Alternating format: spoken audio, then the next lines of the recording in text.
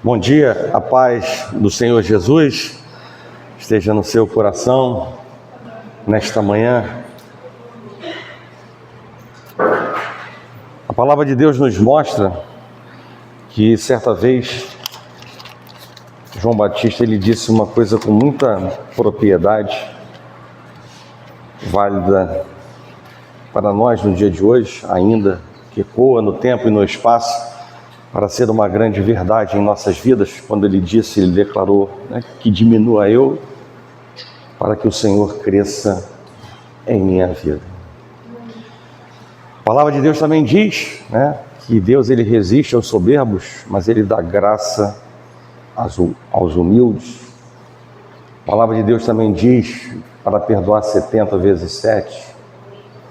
E muitas vezes nós sabemos o que temos que fazer, mas nós não conseguimos fazer. Nós entramos naquele pensamento de Paulo: eu sei o que tem para fazer, mas não faço, e o que eu não deveria, eu faço, e o que eu deveria não faço, e o que eu não deveria eu acabo fazendo. E nós somos um vaso na mão do olheiro. E obviamente que um vaso ele tem uma capacidade, e é preciso entender que se queremos mais de Deus, precisamos ter menos de nós. Se queremos mais da água viva, que é o Senhor, nós precisamos tirar pedras que estão dentro, porque se existe um vaso com capacidade de 10 litros e ali existem pedras, esse vaso não conseguirá receber 10 litros de água. E é por isso que nós precisamos de ouvir a palavra de Deus. Porque a palavra de Deus, ela transforma os nossos pensamentos. E os nossos pensamentos mudados são importantes, porque eles mudam as nossas ações, as nossas decisões.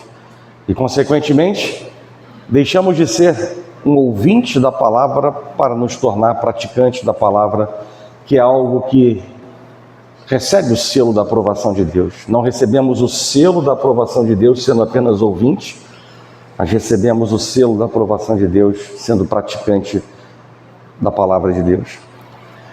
Então, por isso, nós não podemos desperdiçar o tempo para poder falar da palavra de Deus, porque ela tem poder que não existe no homem, em nenhum homem, por mais qualificado que seja, profissionalmente falando, para poder renovar as nossas mentes, os nossos pensamentos e gerar dentro de nós um servo aprovado.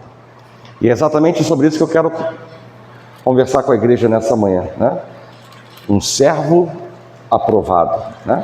Às vezes nós queremos títulos, nós queremos competências e nós não entendemos a profundidade da palavra servo e associado com a outra importante, aprovado. Então eu quero convidar a igreja a abrir a palavra do Senhor em 2 Timóteo, no capítulo 2, no verso número 15. Você já deve até saber de cor e salteado esse verso. Eu diria que para o obreiro na casa de Deus isso é uma obrigação, ter conhecimento de cor e salteado esse versículo.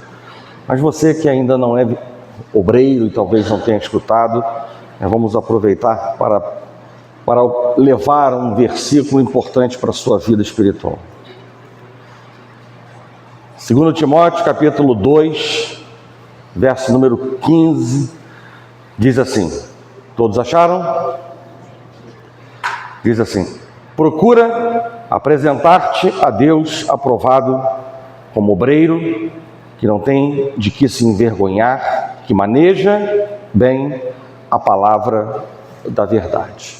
Amém? Feche os seus olhos e vamos orar. Senhor Deus, o nosso Pai, graças te damos pela oportunidade de estar mais uma vez na sua casa, na sua presença.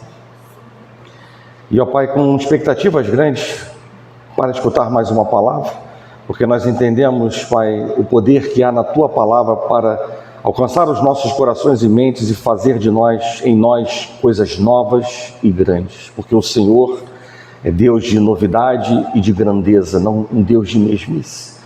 Por isso, Pai, encontra liberdade para trabalhar em nossas mentes, nossos corações, dá-me liberdade para falar em Teu nome e, ao mesmo tempo, um ambiente espiritual favorável para a ministração da Sua palavra. Nós declaramos, no nome de Jesus, que nada nem ninguém tem poder para desfazer, desconstruir aquilo que o Senhor tem preparado no seu coração para fazer, Deus, nessa manhã sobre esta igreja. Assim nós oramos e nós já agradecemos por tudo, na certeza da sua presença e do teu haja, em nome de Jesus, e que a igreja do Senhor diga amém. Podem sentar.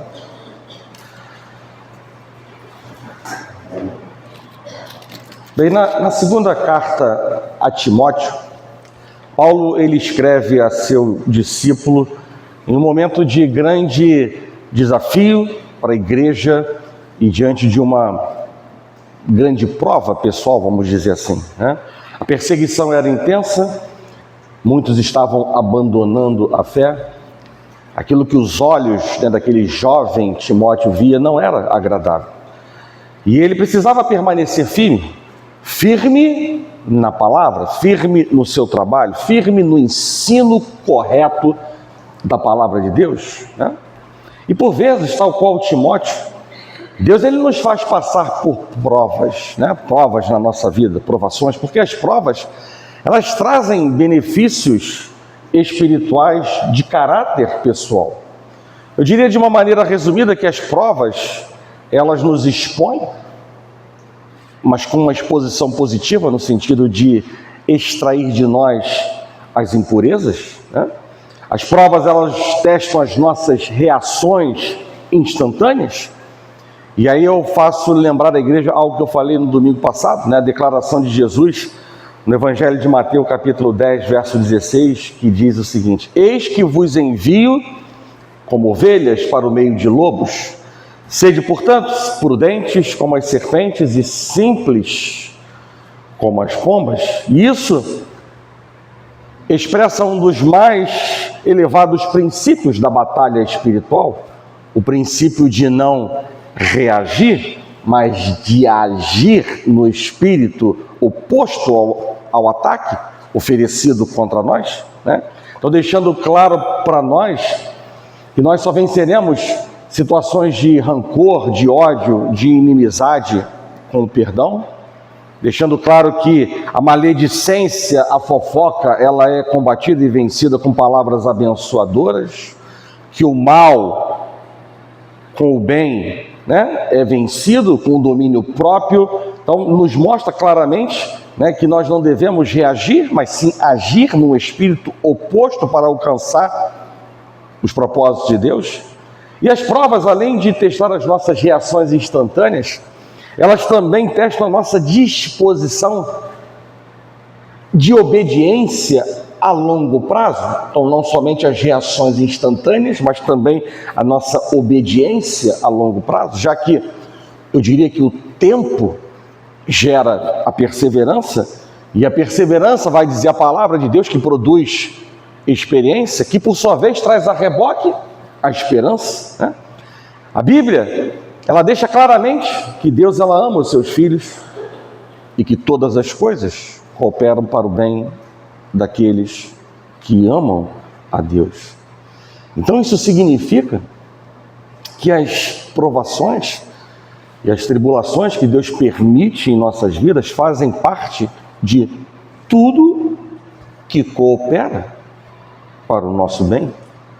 Todas as provações e tribulações, elas têm um propósito divino. E eu diria propósitos esses que visam o quê? A maturidade espiritual, que visam a completude, que visa nos fazer crescer mais e mais a imagem e semelhança de Cristo Jesus.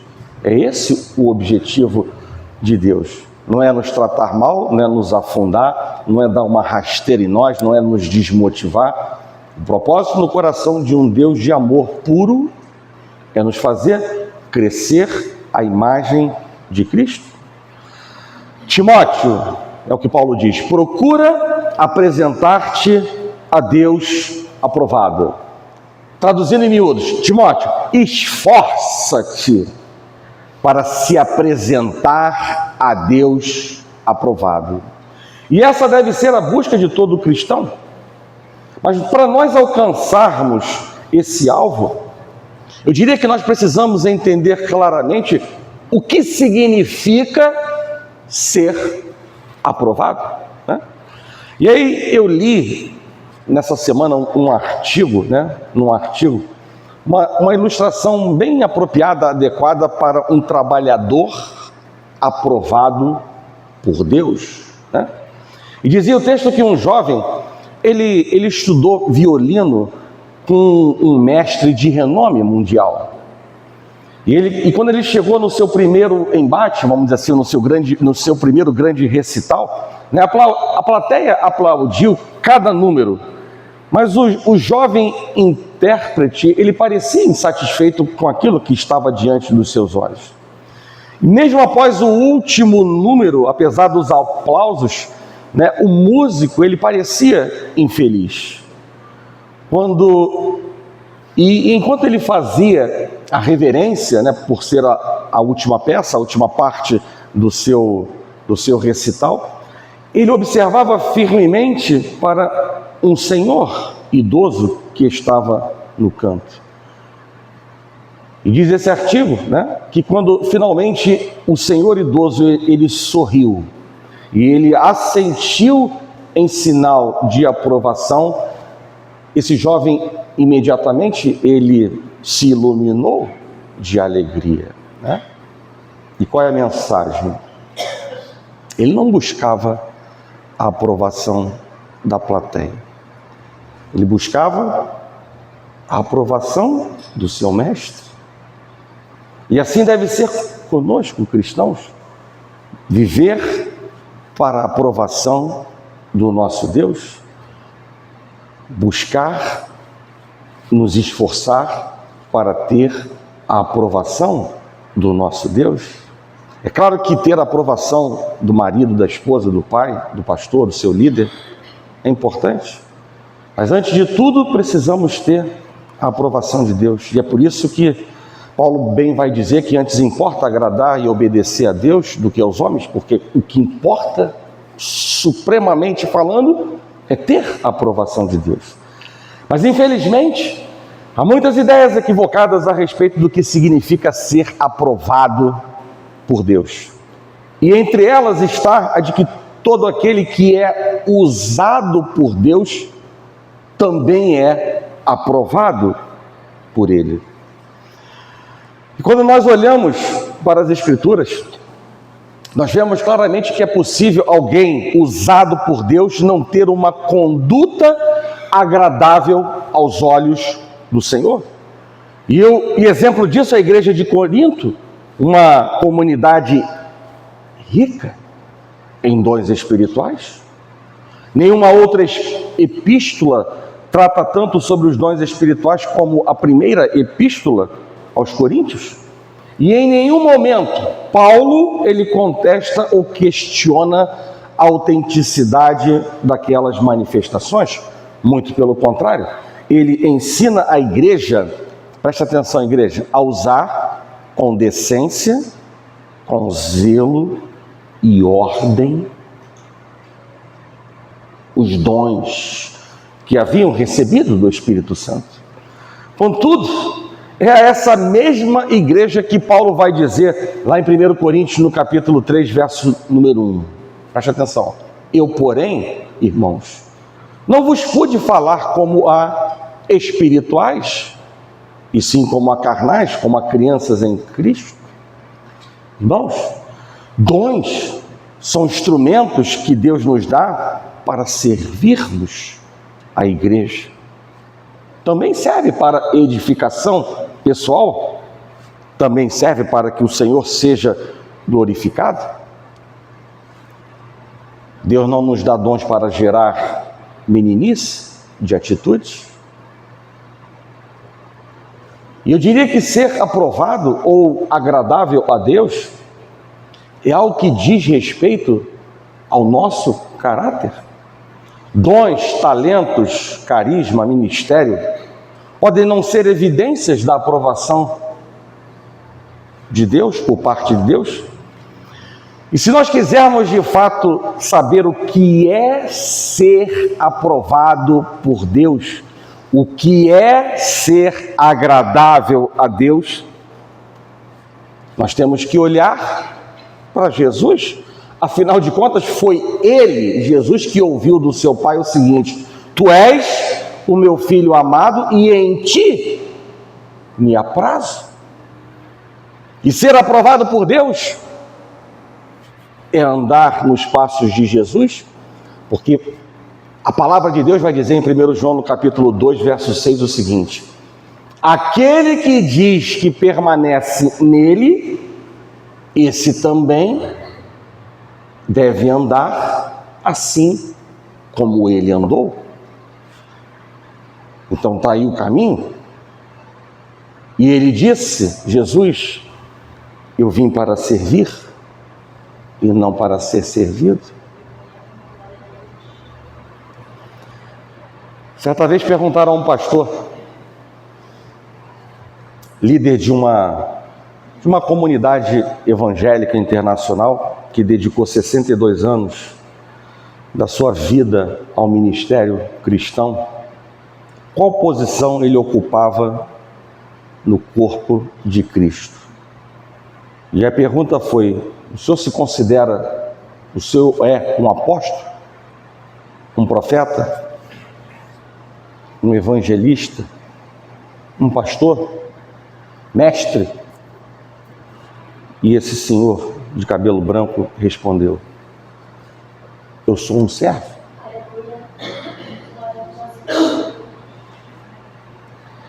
E essa resposta ela surpreende, porque vivemos em um mundo obcecado por títulos, vaidades, posições. Eu diria que se todos assumíssemos a postura de servos, haveria menos autopromoção e mais humildade. Diria também que evitaríamos quedas desastrosas, porque quanto mais alto o pedestal, maior é o tombo. Maria, mãe de Jesus, declarou que Deus derruba os poderosos e exalta os humildes. A Bíblia é clara. 1 Pedro capítulo 5, verso número 5, Deus resiste, eu falei isso, Deus resiste aos soberbos, contudo aos humildes concede a sua graça. E eu quero que vocês acreditem, antes de eu mostrar por quê, mas acreditem, no reino de Deus o título mais alto é servo. O título mais alto no reino de Deus é servo. Sabe por quê? Porque a lógica do reino de Deus é diferente. Jesus, ele inverte a lógica humana. O menor é o maior. Na última ceia, a palavra de Deus nos mostra que ele lavou os pés dos discípulos para mostrar que a grandeza do reino de Deus está no servir. E ao vir a Cristo, nós renunciamos os nossos, entre aspas, direitos e assumimos o compromisso de viver para Ele. E assim eu diria que, mais uma vez, que nenhum título terreno é maior do que ser chamado de servo de Jesus Cristo.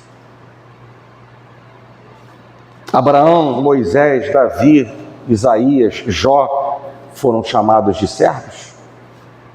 No Novo Testamento, Paulo, Tiago, João se apresentaram assim. Mais ainda, se o próprio Jesus escolheu ser servo, como nós poderíamos almejar coisa diferente? Até os demônios reconheceram que Paulo e Silas eram servos do Altíssimo. Certa vez, Paulo ele usou um termo em grego para descrever os servos de Cristo Jesus como remadores, que trabalhavam escondidos no fundo das embarcações, sem reconhecimento, porque o serviço no reino de Deus, ele tem uma associação muito clara com esses remadores. O serviço no reino de Deus deve ser discreto, silencioso, fiel. A recompensa, ela não vem em aplausos terrenos, mas na voz do Senhor, dizendo: muito bem, servo bom e fiel. Eu diria que no reino de Deus, promoção, ela vem pelo serviço fiel e não pela autopromoção. Presta atenção no que eu vou te dizer. Servir a Deus não corrompe o nosso caráter, não nos torna orgulhosos e não nos faz focar em aspectos superficiais. Pelo contrário, servir molda o nosso caráter, poda o nosso ego e nos prepara para a unção de Deus. E quanto mais comprometido nós estamos em servir, mais parecido nós estamos com Jesus, o servo por excelência. A medida do sucesso, ela não é quão alto nós subimos, mas quão profundamente nós servimos a Deus. E para não nos envaidecer, guarda isso no teu coração. Para não nos envaidecer, Jesus, ao conjecturar, dentro de um contexto bíblico, mas ao conjecturar, ele disse, ele questionou: porventura terá de agradecer ao servo, porque este fez o que lhe havia ordenado? Para nos orientar, para não nos envaidecer, Jesus conjectura isso. E ele nos dá a seguinte orientação, em Lucas, no capítulo 17, verso 10, para aquilo que deve ser dito, e eu diria que a começar para nós mesmos.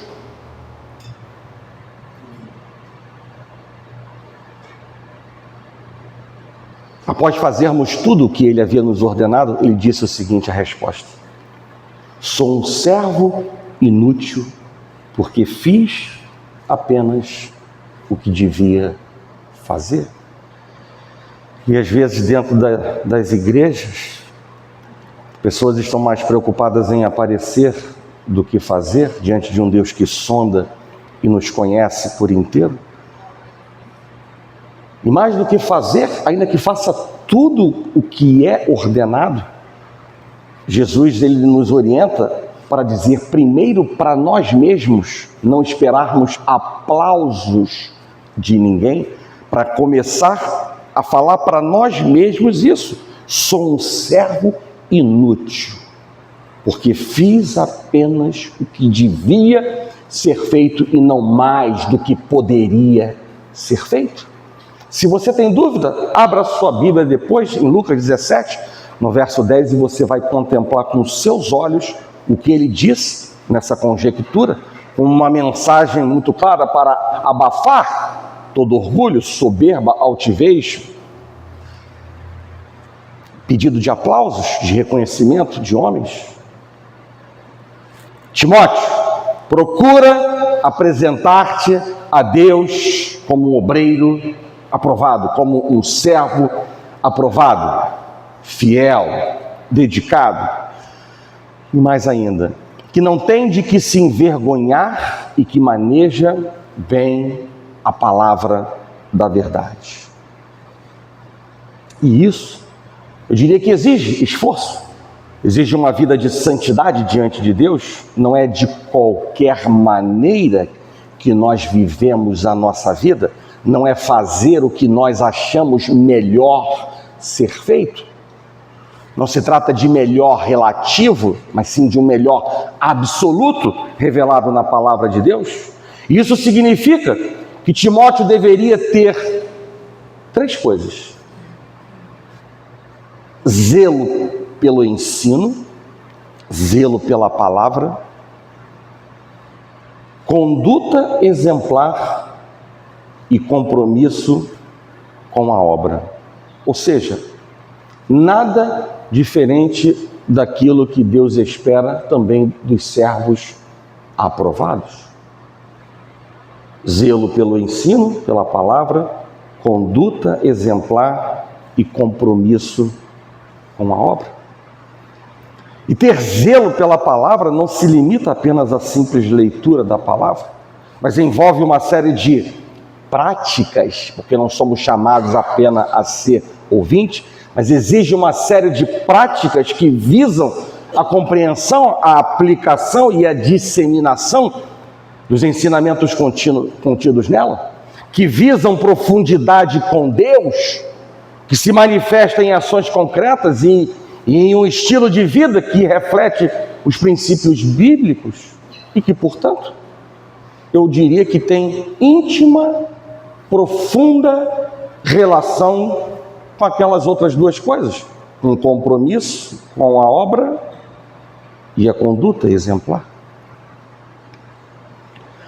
E a conduta exemplar, ela vem com a mudança de pensamentos, promovido pela palavra de Deus, associada ao fruto do Espírito Santo, um conjunto de 9 virtudes que começa no amor e termina no domínio próprio.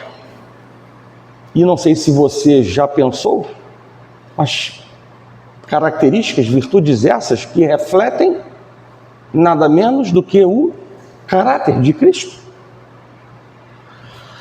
Portanto, eu diria que o servo aprovado, ele vive o amor, porque Deus é amor, porque Jesus resumiu todos os mandamentos em apenas 2, amar a Deus de maneira irrestrita, acima de tudo, e aos nossos irmãos. Eu diria que é fácil demonstrar amor a quem anda conosco, como nós, mas nem sempre é tão fácil ser gentil com aqueles que ridicularizam as nossas crenças, com aqueles que desprezam o nosso Senhor, com aqueles que nos fazem mal. E, no entanto, Cristo, Ele nos ensinou a amar os nossos inimigos e a orar por aqueles que nos perseguem. E eu sei que isso não é fácil. Eu poderia ter omitido isso nessa manhã. Eu sei que isso não é fácil, inclusive para os pastores. O pastor não é semideus e nenhum homem perfeito. Isso não é fácil, porque a carne milita contra o espírito, a emoção milita contra a razão. E por isso nós precisamos reforçar, repetir essa orientação para que a vontade de Deus e não a nossa ela seja cumprida.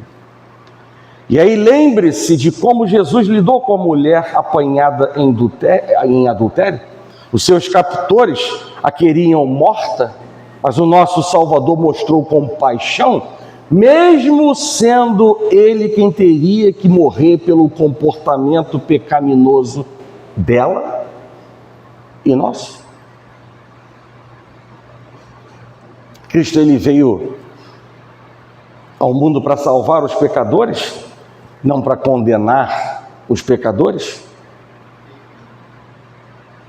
E se Cristo não veio para condenar os pecadores, nós também não devemos culpar os pecadores. E é por isso que forçosamente cabe a mim dizer isso, para mim e para vocês. A palavra é clara: aquele que não ama seu irmão a quem vê, não pode amar a Deus a quem não vê. E eu diria que Deus, ele não tem nos capacitado para sermos servos imaturos. Deus não tem nos capacitado para vivermos envoltos em comportamentos retrógrados. Deus, ele não tem nos capacitado para sermos prisioneiros da falta de perdão.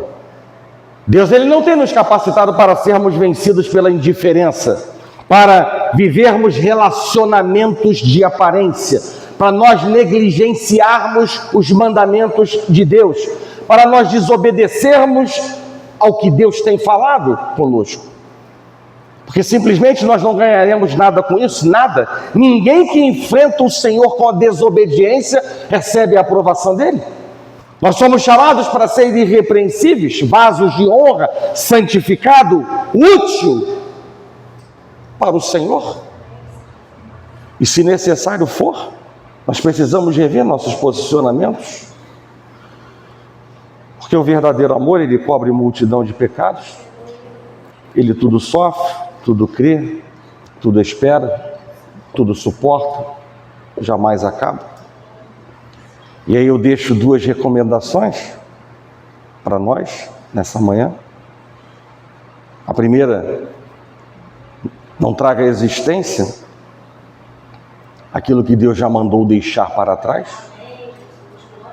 E a segunda importante recomendação, que você já conhece também de cor e salteado, né? Não deixe para amanhã aquilo que você pode e deve fazer no dia que se chama hoje. O segundo gomo do fruto do Espírito é a alegria. E o servo aprovado, ele vive alegre. Ele vive alegre por quê? Porque ele sabe, por exemplo, entre tantas coisas, que a graça de Deus não lhe falta. Ele sabe, ele é alegre por causa da sua comunhão com o Senhor. Ou seja, com o Senhor que tem diferentes nomes associado a diferentes virtudes. Uma comunhão com o El Shaddai, Deus Todo-Poderoso. A comunhão com Jeová Jireh, Deus provedor. A comunhão com Jeová Rafá, o Deus que sara. Com Jeová Tsequinu, o Deus que é justiça nossa. O Jeová Shammah, o Senhor que está muito presente na nossa vida. O Deus Emanuel, o Deus conosco. O Jeová Shalom, o Senhor que é a nossa paz. Um Deus que é onisciente, que é onipresente, que é onipotente. Então ele é alegre por causa da sua comunhão com um Deus de tantas virtudes, e assim não importa quem vem contra ele, o que vem contra ele, o que importa é que ele sabe quem ele é, filho de Deus, filho de um Deus soberano. O que importa é que na presença do Senhor, diz a palavra de Deus e não eu, na presença do Senhor, a plenitude de alegria. Então por isso ele é alegre. O servo aprovado, ele vive em paz, que é o terceiro gomo do fruto do Espírito, né? Fruto do Espírito, 9 gomos. O terceiro é a paz. E ele vive em paz porque ele não olha para as circunstâncias adversas. Como eu acabei de dizer, ele sabe quem ele é, ele sabe que ele é filho de um Deus vivo, de um Deus de detalhes, de um Deus que sonda e conhece-nos por completo, que conhece os seus direitos. E um dos seus direitos, dos nossos direitos, acredite, porque está na palavra, em Filipenses, no capítulo 4, é receber a paz. É um dos nossos direitos, de receber a paz que excede todo entendimento, para guardar a nossa mente e o nosso coração em Cristo Jesus, quando nós tomamos posições agradáveis, por meio da oração. O servo aprovado, ele tem domínio sobre a ansiedade, por isso nada o abate, ele sabe esperar muito bem o tempo de Deus, ele vive em paz. Sabe por quê? Porque, entre outras coisas, ele tem domínio sobre a sua boca. Há uma relação de causa e efeito tremenda. Ele vive em paz porque tem domínio sobre a sua boca. Ele cumpre as orientações que Deus lhe deu. E obviamente que eu não tenho a pretensão de esgotar, porque ficaríamos aqui falando horas. Mas entre elas, está claro que a palavra de Deus nos diz que no muito falar, não falta transgressão. Mas o que modera os lábios é prudente, guarda a sua alma das angústias. O servo aprovado, ele medita, conforme a orientação bíblica, no que há de responder, não é precipitado. Não é pavio mais curto. Ele é pronto para ouvir, é tardio para falar, tardio para se irar. Ele sabe muito bem que de uma mesma fonte não pode jorrar água doce e água amarga. E ele se mantém afastado de toda mentira, de toda fofoca. Mais do que isso, a sua boca é boca de bênção, é boca que ora, é boca que clama, é boca que intercede, é boca que oferece louvores, se for preciso, boca que oferece sacrifícios de louvor. E Deus honra e concede a paz. Deixa-me falar uma coisa muito séria para a igreja nessa manhã. Para alguns, estamos falando de boca, né? Para alguns fofoqueiros, fofoca não é falar sobre a vida dos outros. Para alguns fofoqueiros, fofoca não é falar sobre a vida dos outros. Não é falar sobre a vida dos outros julgando-os ou criticando-os. Para alguns fofoqueiros, fofoca não é falar sobre assuntos delicados ou segredos de uma pessoa nas suas costas e sem a sua autorização. Ou seja, para alguns fofoqueiros de plantão, dentro das igrejas, como o inimigo bem faz, o inimigo distorce a palavra, né? E o fofoqueiro distorce o conceito do que é fofoca, né? E na Bíblia, nós temos um exemplo que aconteceu dentro da família de Moisés, né? Sua irmã Miriam e o seu irmão Arão, eles falaram mal de Moisés. E quem era Moisés? Líder do povo. Quem era Moisés? Um homem levantado pelo próprio Deus. É mais ou menos como se tivesse falado mal do seu pastor. Sim ou não? Falaram mal do seu pastor? E sabe qual foi o resultado da fofoca, da crítica de Miriam?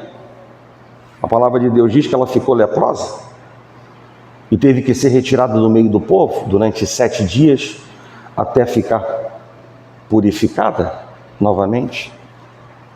O fofoqueiro, alguns fofoqueiros distorcem o conceito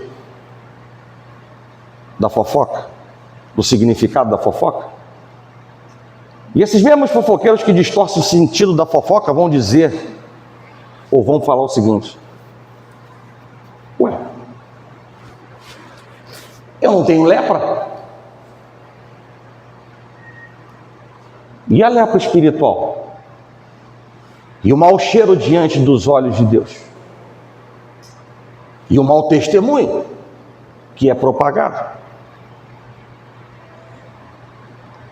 E aí, em determinadas situações, não entendem porque existe um povo de propriedade exclusiva de Deus que não se aproxima desse tipo de categoria. O homem natural se achega porque gosta, né? Já no mundo, o pai da mentira é pai da sua vida, o diabo. Homens carnais, crentes carnais também gostam, né? Porque estão com um pé na igreja, outro no mundo, então gostam da fofoca. Mas os que são de propriedade exclusiva de Deus, aqueles que são crentes com um C maiúsculo, verdadeiros, genuinamente convertidos, esses sabem muito bem que tipo de raça é essa e isola. E essa lepra de Miriam mostra claramente para nós que a fofoca produz, além de produzir fruto, produz frutos maus, porque é pecado. Por isso, antes de nós avançarmos para quarto fruto, né, o quarto gomo do fruto do Espírito, eu quero dizer para você o seguinte: não empreste a sua boca para o inimigo usar com fofoca e nem dê ouvidos a esse tipo de conversa. E eu vou repetir algo que eu já disse nessa igreja neste ano: só existe fofoqueiro ativo porque existe um fofoqueiro passivo. Sim ou não? Bota uma igreja com 5. Está lá o fofoqueiro ativo e mais 4. Aí os outros 4 crentes já identificaram que aquele elemento é um fofoqueiro ativo. E aí daqui a pouco sai da igreja. Aí só resta um. O fofoqueiro ativo. Para quem ele vai disseminar? Para ninguém. Então é uma grande verdade. Só existe o fofoqueiro ativo porque existe o fofoqueiro passivo. E cuidado para identificar pessoas que às vezes você vê isoladas e podem estar com esta doença, a lepra espiritual, o mau cheiro diante de Deus. Não fazem parte do time que Deus te chama para se juntar e crescer. Quarto fruto, longanimidade, né? o servo aprovado, ele vive no farol da longanimidade, ele é paciente, ele é tolerante com a fraqueza alheia, porque ele reconhece esse princípio de Deus em sua própria vida. Mesmo não sendo merecedor, ele vê o Senhor investindo nele a cada dia, e ele sabe que para resplandecer a glória de Deus, ele precisa ser seu imitador, ser santo como ele é, ser longânimo como ele é.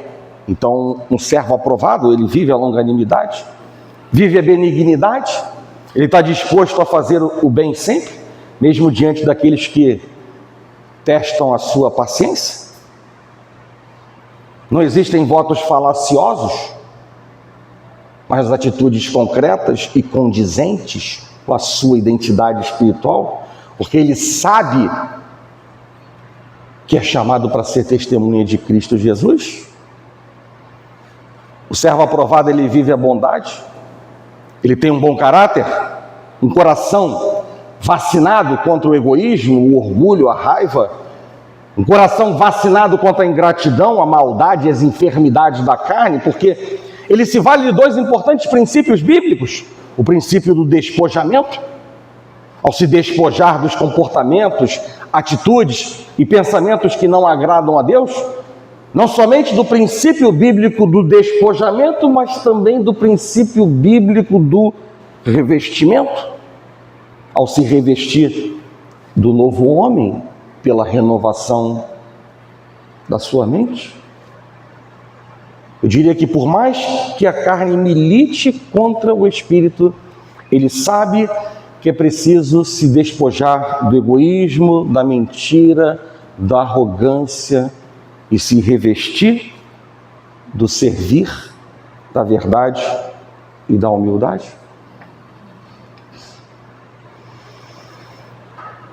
O servo aprovado, ele vive debaixo da fidelidade.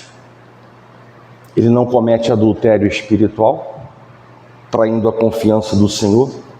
Pelo contrário, ele exercita a sua fé, ele vive pela fé, ele anda pela fé, ele zela por aquilo que lhe foi confiado, como os servos que receberam 5 e 2 talentos do seu Senhor, e ao invés de enterrarem os talentos, os multiplicaram, porque buscaram agradar o seu Senhor.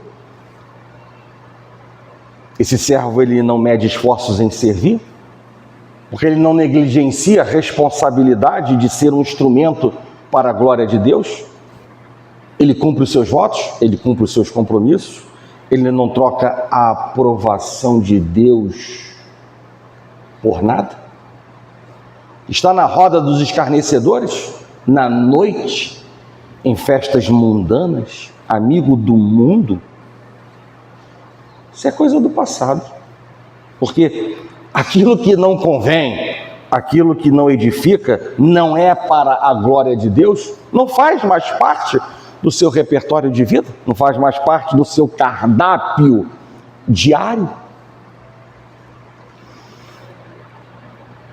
O servo aprovado, ele vive a mansidão, e eu diria que ele já descobriu que, como discípulo de Jesus, ele não precisa se defender daquilo que os homens ou o mundo jogam contra ele, porque ele está satisfeito, e muito bem satisfeito, que Deus o defenda. E o último gomo desse fruto do Espírito é o domínio próprio. E ele vive nesse farol também, e ele tem autocontrole, porque sem ele pode pôr tudo a perder. E não é em vão que na sabedoria de Salomão, ele afirmou que melhor é o que domina o seu espírito do que aquele que toma uma cidade. Então veja a importância do domínio próprio em nossas vidas. Mais uma palavra, eu diria nessa manhã, para chamar a nossa atenção acerca das responsabilidades, dos deveres, dos posicionamentos que o Senhor, ele anseia ver presente em nós. Eu diria que não há dúvida de que a obediência é o produto final que Deus quer ver em nós. Esse é o produto final, né? Mas para isso, algo importante precisa ser melhor trabalhado em nós para facilitar o cumprimento dessa caminhada. Qual caminhada? Do operoso praticante, e isso se chama motivação. O motivo em ação. Sabe por quê?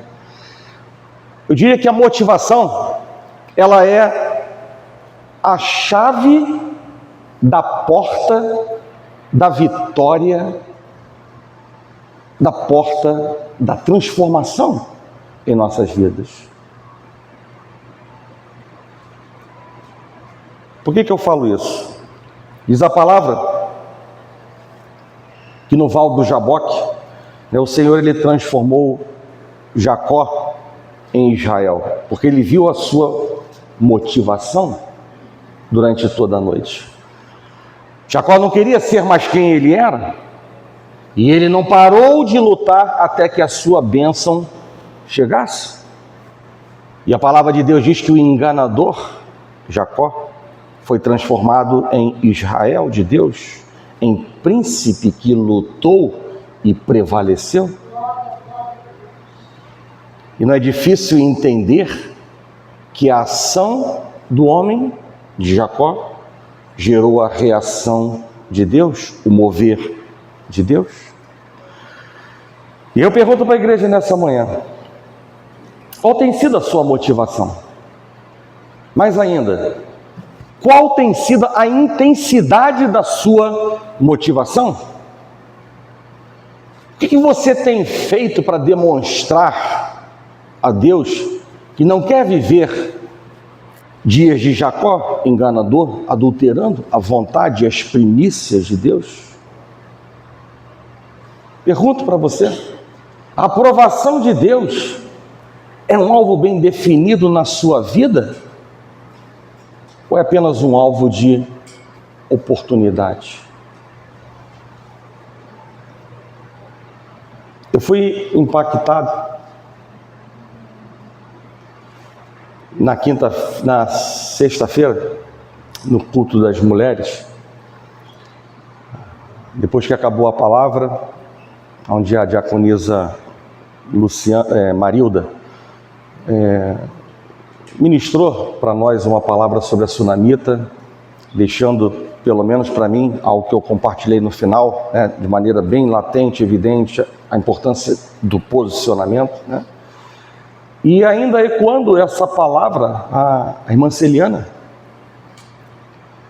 ela me tomou por algum tempo, e aí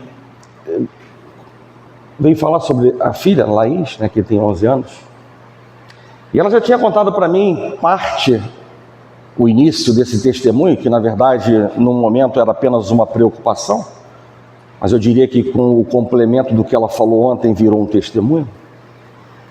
Ela não está entre nós porque a pequena está fazendo uma prova para o CAP da UERJ, né? Colégio em que eu estudei durante 8 anos, né? Falei para ela, um colégio excelente naquela época, há 40 anos atrás, né? E ela me contou de que a Laís, ela num período de muitos dias, né? Ela chorava praticamente todo dia.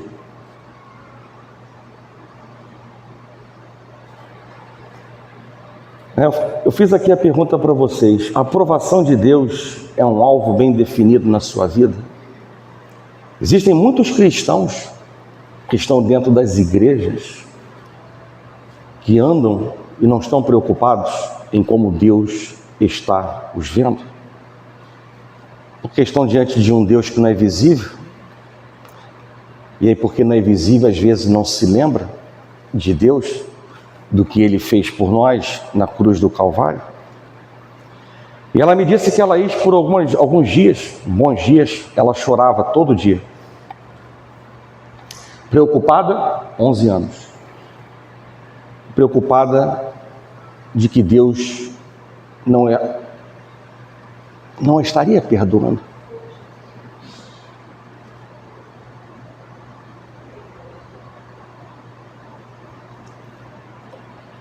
11 anos com essa preocupação. E a mãe disse para ela: minha filha, Cristo pagou um alto preço na cruz do Calvário, levou nossos pecados, não precisa ficar preocupada. Mas ela não aquietava o seu coração. Porque na visão dela, ela tinha feito algo errado no colégio, com uma amiguinha, e aquilo continuava ecoando no coração dela. E aí, teve um dia que ela chegou para a mãe, né? Não foi muito tempo depois disso. Ela disse para a mãe assim: mãe,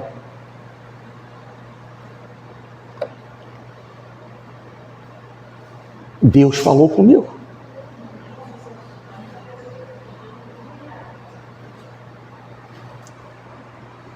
E a mãe ficou inquieta. Como? Que Deus falou contigo? Ela falou: sim, mãe, Deus falou comigo no Salmo 24. E isso aquietou o meu coração.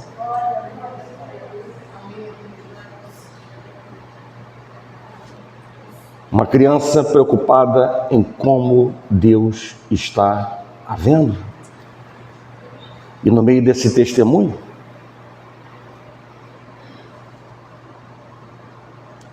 com 11 anos, diferente de muitos adultos em muitas igrejas, ela também disse: mãe, eu quero morar no céu.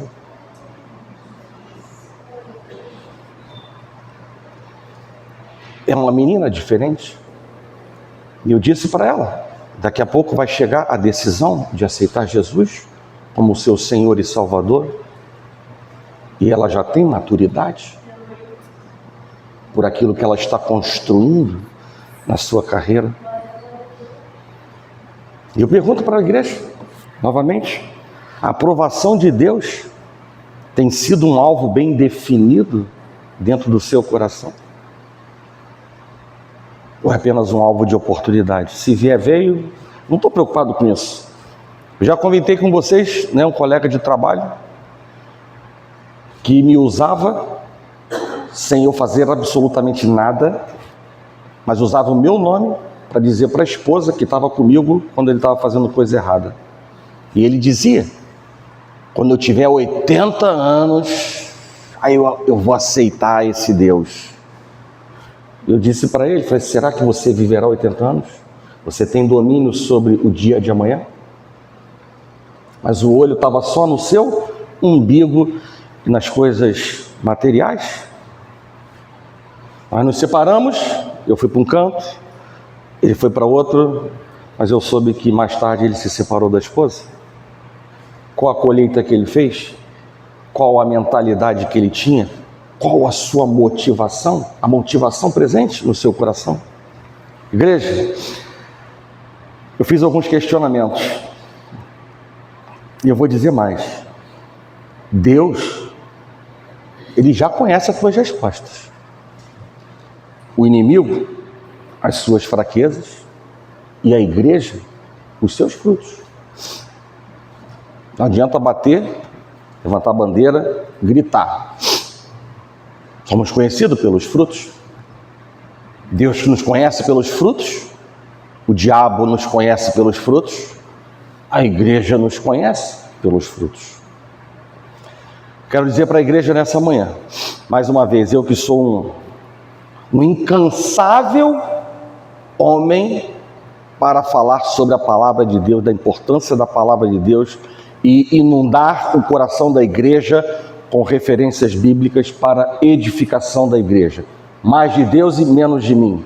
Enquanto não manejarmos bem a palavra de Deus, vírgula, da maneira como Deus quer que manejemos, porque ela é fonte verdadeira para nos vivificar, para Deus se achegar a nós. Enquanto não manejarmos bem a palavra de Deus, ou nós formos seletivos nas palavras que Deus nos comunica, no sentido de não tomar posse ou não aceitar como verdade para a nossa vida determinadas coisas, ou ainda simplesmente permanecer como ouvinte, enganando-nos a nós mesmos, como diz a própria palavra de Deus. Eu vou dizer de maneira muito clara para você: a motivação, ela não alçará voo a grandes altitudes. Para nós estarmos distantes dos tesouros dessa terra, das preocupações dessa vida, das obras da carne, de pensamentos destrutivos, e mais próximos de Deus, gerando experiências e expectativas favoráveis para a escalada da própria motivação. Paulo, ele amava de todo o coração, de toda a alma e com toda intensidade o Senhor. E ele tinha o seguinte lema de vida, né? Sirvo ao Senhor porque eu amo. E esse lema de vida, já caminhando para o fim, isso não está escrito na Bíblia, mas isso que eu vou dizer está. Esse lema de vida estava fundamentado em uma grande verdade. E qual a verdade? Em 2 Coríntios capítulo 5, verso 14, que ele diz que o amor de Cristo nos constrange. Ou seja, ele se sentia impelido, motivado, no bom sentido da palavra, forçado a contar as boas novas de Jesus, por conta do amor que ele tinha recebido do Senhor. Por isso, igreja, nessa manhã, seja forte no Senhor e não deixe que a carne, sob qualquer pretexto, justificativa, circunstância, ela prevaleça, impedindo que os propósitos de Deus venham ser alcançados na sua vida. Guarda no teu coração que a chave da tua vitória, a chave da transformação da tua vida é a correta motivação. Porque a ação do homem vai gerar a reação de Deus. Amém? Um servo aprovado é o que Deus espera ver em nossas vidas. Feche os seus olhos.